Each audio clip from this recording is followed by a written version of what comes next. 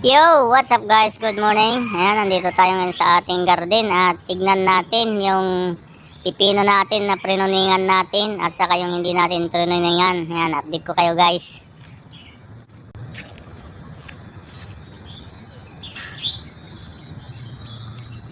Ayan na sila guys. Ayan. Ditong linya na ito yung prinuningan natin at sa kabila yung hindi natin prinuningan. Pero kahapon prinuningan na natin sila. Ito yung naunang prinuningan natin. Yan. Sa linya na to. At may mga malalaking bunga na. Yan. Pwede nang kainin, no. Mabilis lumaki yung mga prinuningan natin. Kasi tinanggal natin yung mga side sheet niya sa baba. Hanggang sa ika-6 na dahon. Kaya yung nutrients na nakakain ng pipino natin ay napupunta na sa mga buko niya, sa mga bunga niya. Kaya madaling lumaki. Doon sa kabila guys na hindi natin prinuningan, wala pang bunga na ganito kalalaki. Wala pang bunga na ganyan. Puro mga buko pa lang. Yan, ang dami ng bunga dito, ang lalaki sa side na to. Sa prinuningan natin. Yan o. Yan, mas maganda talaga pag napruningan.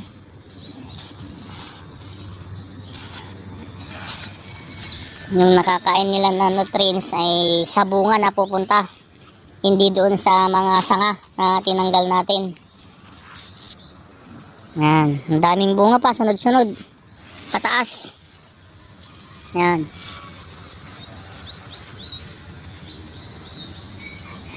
Yan. Yan guys. Punta tayo sa kabila guys. Yung hindi natin prinuningan. Dito yung manok natin.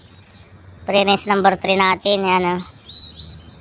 Yan yung mga tanim natin na ampalaya sa gilid. Tinutuka nila yung talbos. Kaya nilagyan ko na ng akyatan nila. Yan guys. Dito yung hindi natin prinuningan. Pero kahapon prinuning ko na. Baka sakaling makahabol pa yung bunga nila. No, wala pang bunga na malalaki dito. Mga ganyan pa lang. Saka payat yung lumalabas na buko niya. Meron na din isa. Yan, hindi natin ito napruningan. Hindi katulad sa kabila na ang dami ng malalaki.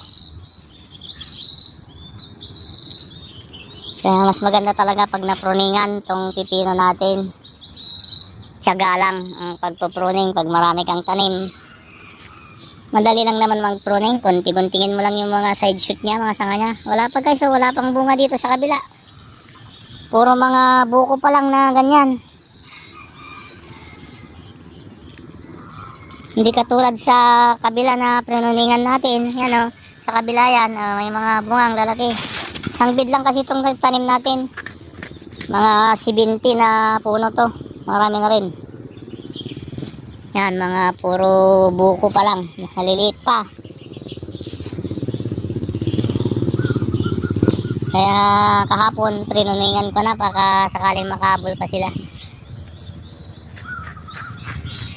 Yan. Ang tataba ng pipino natin. Yung kamatis natin sa gitna, oh. Humahabol sa tangkad. Makapal. Tatanggalin din natin yung dahon nila sa baba. Yung lumang dahon. Yan.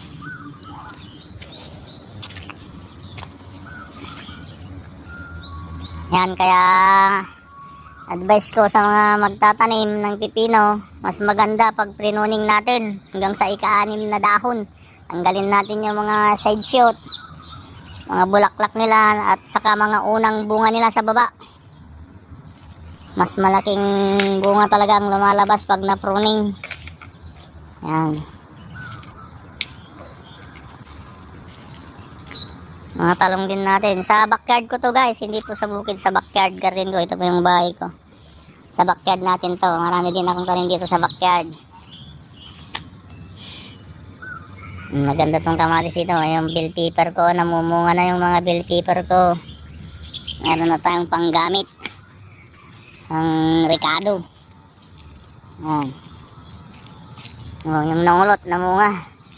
Namumunga na rin tong bill paper ko. Ayan.